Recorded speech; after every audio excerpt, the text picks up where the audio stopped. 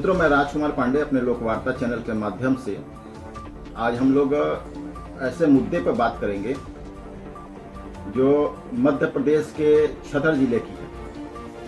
और ये ऐसा संवेदनशील मुद्दा है, ऐसा दर्दनाक मुद्दा है जिसको एक तरह से कह सकते हैं कि ये दिल्ली का जो आंदोलन चल रहा था उसमें ये दब गया। देशवासियों को उस पर फुर्सत ही नहीं मिला कि उस तरफ एक बार झांक करके देख सके। आज हम लोग बात करेंगे बेहद गंभीर मुद्दे पर, जो सीधे तौर पर हमारे देश के विकास के मॉडल और पर्यावरण के भविष्य हजारों आदिवासियों के जीवन मरण से जुड़ा हुआ है। आज हम लोग बात करेंगे केन बेतवा नदी जोड़ो परियोजना की। ये केन बेतवा नदी जोड़ो परियोजना है क्या, इस पर हम लोग आज प्रकाश डालेंगे। एक तरफ केंद्र और राज्य सरकारों का दावा है कि यह परियोजना बुंदेलखंड के सूखे की किस्मत बदल देगी, जो दूसरी तरफ जमीन पर उतरा एक जन आंदोलन है। आदिवासियों, किसानों और स्थानीय लोगों का चीख चीख कर सवाल उठना कि जिस विकास की कीमत हमारी जमीन, हमारे जंगल और हमारी भावी पीढ़ियों का विनाश हो, क्या ऐसा विकास हमें चाहिए? इस पर देशवासियों को भी सोचना पड़ेगा, सरकार को भी सोचना पड़ेगा। आज के इस वीडियो में हम इस पूरे मुद्दे की परत दर परत पड़ताल करेंगे और हम जानेंगे कि यह योजना क्या है, इसकी ऐतिहासिक पृष्ठभूमि क्या है, आंदोलन की शुरुआत कहां से हुई, सरकार का पक्ष क्या है, जनता के तर्क क्या हैं और आज जमीन पर हकीकत क्या चल रही है। इस पर आज हम लोग डिस्कस करेंगे। तो सबसे पहले हम लोग समझते हैं कि परियोजना आखिर है क्या।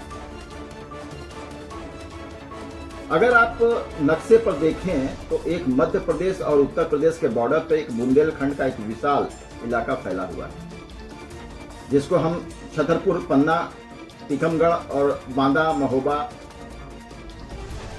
के नाम से जानते हैं। यह इलाका आदिवासियों से पानी के संकट और सूखे के लिए जाना जाता है। स्वतंत्र भारत के इतिहास में पहली बार राष्ट्रीय नदी जोड़ो योजना के तहत जिस प्रोजेक्ट को सबसे पहले हरी झंडी दी गई वह है केन बेतवा लिंक प्रोजेक्ट गढ़ी।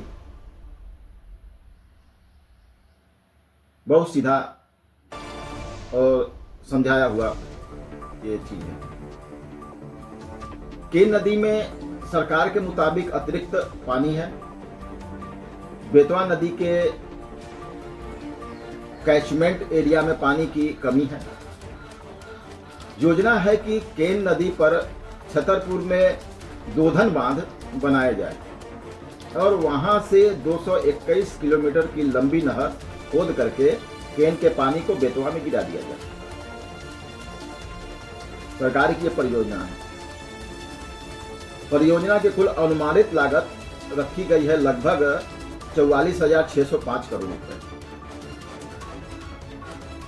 सुनने में ये योजना बहुत चमकदार लगती है ना, लेकिन सिक्के का दूसरा पहलू बहुत ही खौफनाक है। इतिहास के पन्नों से यह विचार कहां से आया, आइए थोड़ा इस पर हम लोग डिस्कस करते हैं। साल है 1980।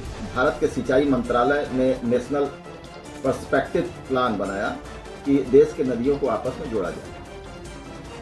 साल 2005 केंद्र, मध्य प्रदेश और उत्तर प्रदेश के बीच पहला समझौता हुआ, लेकिन पानी के बंटवारे को लेकर एमपी और यूपी में सालों साल खींचतान चलती रही। ये करीब 22 मार्च 2021 विश्व जल दिवस प्रधानमंत्री नरेंद्र मोदी जी की मौजूदगी में दोनों राज्यों के मुख्यमंत्रियों ने आखिरकार समझौते पर दस्तखत किए और दिसंबर 2021 में इसके बजट को मंजूरी मिल गई थी।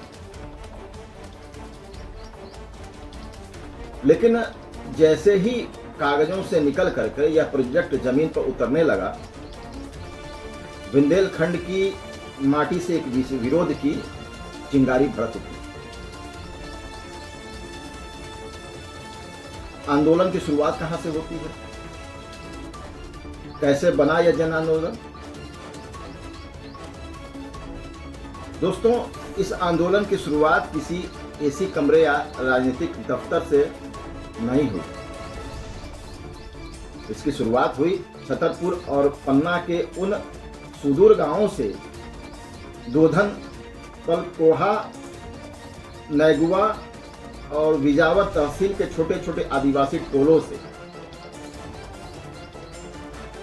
2008 और 2010 जब अधिकारियों की गाड़ियां सर्वे के लिए इन गांवों से पहुंची, तो आदिवासियों को समझ में आया कि बांध बनने का मतलब क्या है। उनका पूरा गांव पानी में डूब जाएगा, उनको लगा ऐसा। 2016 और 2018 स्थानीय स्तर पर केन बेतवा विरोधी मोर्चा और बुंदेलखंड किसान पंचायत जैसे संगठन बने। गौड़, सौर और खैरवार जनजाति के आदिवासियों ने हाथ में तीर कमान और तख्तियां लेकर जल सत्याग्रह शुरू किया। करीब 2021 के बाद जैसे ही सरकार ने अंतिम मुहर लगाई, हजारों स्थानीय निवासी, महिलाएं, बच्चे और बुजुर्ग सड़कों पर उतर आए। पदयात्रा निकाली गई, पंचायतों में प्रस्ताव पास किए गए और नारा गूंज उठा कि जमीन देंगे न जंगल, जमीन देंगे न जंगल देंगे, केन का पानी बहने देंगे। अब आइए हम लोग बात करते हैं सरकार का पक्ष। अब निष्पक्षता से समझते हैं कि सरकार इस परियोजना पर इतना जोर क्यों दे रही है। सरकार के मुख्य तर्क ये है कि सूखे से मुक्ति। सरकार का दावा है कि इस नहर से बुंदेलखंड की 10.62 लाख हेक्टेयर बंजर जमीन को पानी मिलेगा और फसलें लहलहाएंगी। पीने का पानी लगभग 62 लाख लोगों को नल से शुद्ध जल मिलेगा। वहां बांध बनाए जाएंगे जिस पर बिजली उत्पादन होगा। 103 मेगावाट हाइड्रो पावर और 27 मेगावाट सोलर पावर बनेंगी। पलायन पर रोक होगा। जब खेती अच्छी होगी तो बुंदेलखंड के मजदूरों को दिल्ली मुंबई मजदूरी करने नहीं भागना पड़ेगा। सरकार का कहना है कि जो लोग विस्थापित होंगे उन्हें हम बेहतरीन मुआवजा देंगे। आधुनिक सुविधाओं वाले मॉडल रिहैबिलिटेशन विलेज बनाकर बसाएंगे। जनता और पर्यावरणविदों के तर्क क्या है, इस पर भी हम लोग बात कर लेते हैं। जिसके लिए स्थानीय जनता और देश के वैज्ञानिक आंदोलनरत हैं, उनके तर्क चौंकाने वाले। आदिवासियों की बेदखली। इस बांध के बनने से लगभग 12 से 15 गांव पूरी तरह जलमग्न हो जाएंगे। करीब 20,000 आदिवासी बेघर हो जाएंगे। आदिवासियों का कहना है कि मुआवजे का पैसा 2 साल में खत्म हो जाएगा, लेकिन हमारी पीढ़ियां क्या करेंगी? पीढ़ियों की धरोहर, हमारा जंगल और हमारी संस्कृति हमेशा के लिए डूब जाएगी बांध के अंदर। उनका मांग भी जायज है। सरकार को इस पर विचार करना चाहिए।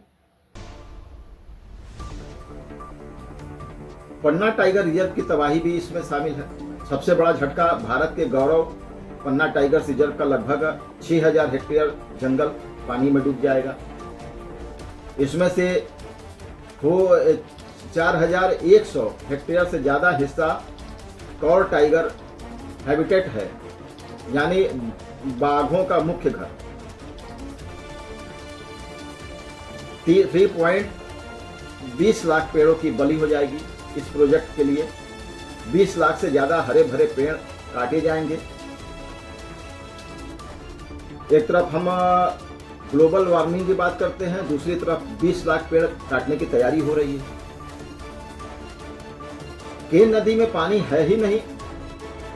देश के जाने माने जल वैज्ञानिकों और जल पुरुष राजेंद्र सिंह का कहना है कि सरकार जिस डेटा के आधार पर केन को सरप्लस अतिरिक्त पानी वाली नदी बता रही है वह डेटा पुराना है और वैज्ञानिक रूप से गलत है। मानसून के बाद केन नदी खुद सूखने लगती है, तो यह बेतवा को पानी कहां से देगी? अब इसमें वहां के जो जलचर प्राणी हैं उनके ऊपर भी आफत आ जाएगी। घड़ियाल और गिद्धों का अंत होगा। केन नदी में विश्व प्रसिद्ध केन घड़ियाल अभयारण्य है।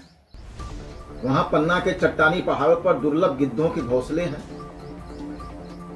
यह बांध इन दोनों प्रजातियों को हमेशा के लिए मिटा देगी, खत्म कर देगी। अब अगर हम इस प्रोजेक्ट का वही खाता देखें तो फायदा किसको? निर्माण करने वाली बड़ी कंपनियों को, ठेकेदारों को और बेतवा बेसिन के कुछ चुनिंदा इलाकों के बड़े किसानों को। नुकसान किसको होगा? केन नदी के प्राकृतिक तंत्र को, पन्ना के बाघों और वन्य जीवों को और सबसे बढ़कर उस गरीब आदिवासियों को जिन्हें उनकी जड़ों से उखाड़ कर फेंक दिया जाएगा। इस पर न सरकार ध्यान दे रही है, न कोई समाज सेवी ध्यान दे रहा है। आदिवासी इसीलिए आंदोलन कर रहे हैं। आज की तारीख में स्थिति यह है कि सरकार कानूनी और प्रशासनिक ताकत के बल पर दोधन बांध के निर्माण को तेजी से आगे बढ़ाना चाहती है।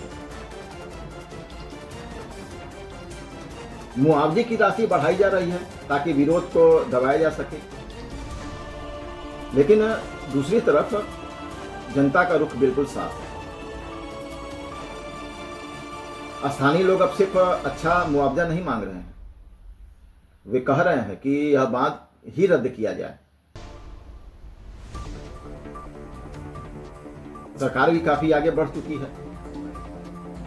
प्रोजेक्ट लॉन्च हो चुके हैं, बजट पारित हो चुका है। जनता का कहना है कि अगर बुंदेलखंड का सूखा मिटाना ही है तो 45,000 करोड़ रुपए का इतना बड़ा विनाशकारी प्रोजेक्ट क्यों? बुंदेलखंड में चंदेलकालीन और बुंदेलकालीन हजारों पारंपरिक तालाब और बावड़ियां मौजूद हैं। अगर उसी बजट का 10% हिस्सा भी इन पुराने तालाबों को गहरा करने, छोटे छोटे चेक डैम बनाने और वृक्षारोपण में लगा दिया जाए तो बिना एक भी पेड़ काटे, बिना एक भी आदिवासी को बेघर किए पूरा बुंदेलखंड हरा भरा हो सकता है।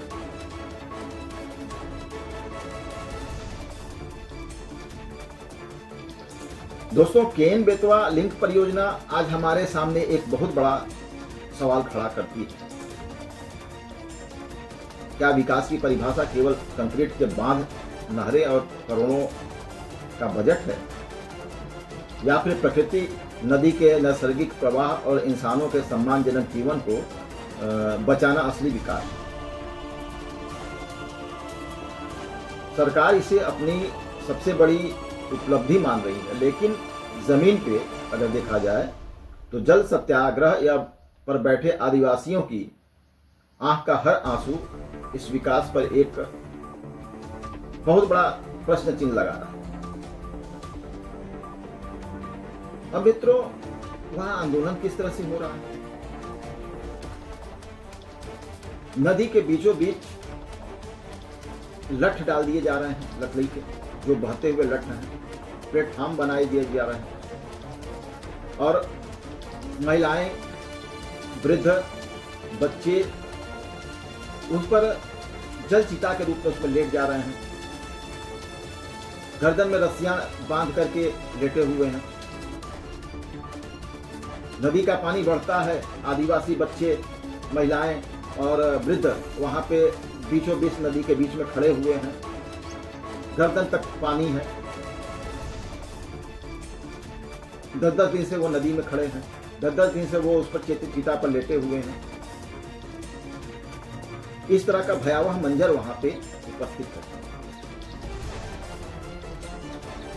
वो एक तरह से गांधीवादी तरीके से, प्राकृतिक गांधीवादी तरीके से वो अपना विरोध प्रदर्शन कर रहे हैं। इस पर देश का, मीडिया का आज तक ध्यान ही नहीं गया। ये बहुत ही हृदय विदारक आंदोलन चल रहा है वहां पे, और सरकार को, समाज को और देश को इसको देखना चाहिए। अब आप इस मुद्दे पर क्या सोचते हैं तथा पर्यावरण, आदिवासियों के बारे में कितनी चिंता करते हैं, ये सरकार और देश को देखने वाली बात है। मेरा वीडियो यहीं खत्म होता है। सोचिएगा जरूर। तब तक के लिए जय हिंद, जय भारत, वंदे मातरम।